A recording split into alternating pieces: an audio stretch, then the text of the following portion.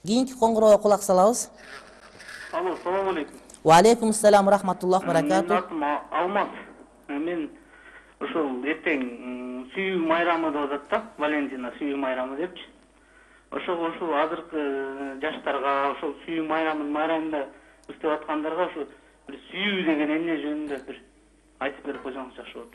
Рахмат. Сиздин сурооңуз өтө бир маанилүү суроо болду деп мен ойлоп атам.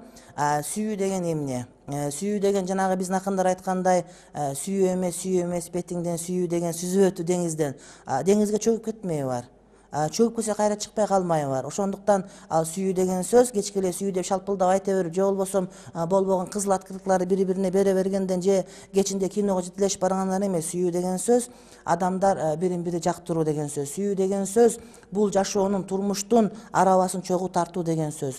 Сүйүүлөр никеден кийин башталат. Никеге чейинки сүйүү бул шайтандын сүйүүсү. Никеге чейинки сүйүү бул алдамчы сүйүү. Никеге чейинки сүйүү бул бирин-бири алдоо деген сөз. Сиз сүйлөшүп жүргөн кызыңызды үйлөнгөндөн кийин гана билесиз. Ошон үчүн биздин кыргызда айтылынат: кыз кезинде баары жакшы, жаман аял кайдан чыгат? Мунун тетириси жигит кезинде баары жакшы, жаман эркек кайдан чыгат деген сөз.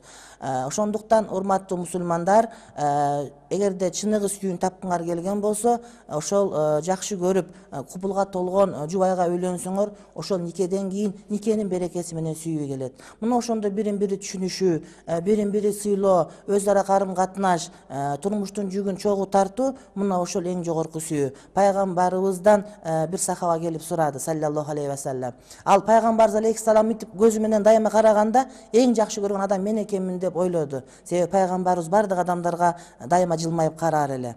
Анан сурагысы келди: Алланын элчиси, сизге эң сүйүктүү ким? Дегенде пайгамбарыбыз Айша деп айтты. Дегенде чочуп кетти. Жок, эркектерден эң сүйүктүү ким дегенде анын атасы деп айтты. Андан кийин сүйүктүү ким дегенде дагы башка бирөөнү айтканда унчукпай токтоп калды. Себеп дегенде пайгамбарыбыз кимге жылмайып жакшы караганда бардыгы мени сүйөт экен, мени жакшы көрөт экен деген пикирде болор эле. Бул хадисте маалым болгондо пайгамбарыбыз саллаллаху алейхи ва саллям Айшенеге болгон сүйүүсүн эч кандай жашырган жери жок. Бирок сүйүү деген сөз никеден кийин гана башталышы кажет. Сүйүүңүз түбөлүктүү болуусун кааласаңыз, сүйүүңүз чыныгы сүйүү болуусун кааласаңыз, анда ошол никеленишиңиз, үйлөнүшүңүз, ал эми өзүңүздүн жубайыңызга болгон сүйүүнү, байбичеңизге болгон сүйүүнү ар күн сайын, ар мүнөт сайын, ар секунд сайын бардык убакта билдирип турсаңыз, эч убакта зыян тийбейт. Балким бул нерсе шарият тараптан жактырылган иштердин катарына кошулат демекчимин. Аллах Таала баарыбызды сүйүүдөн арылтпасын.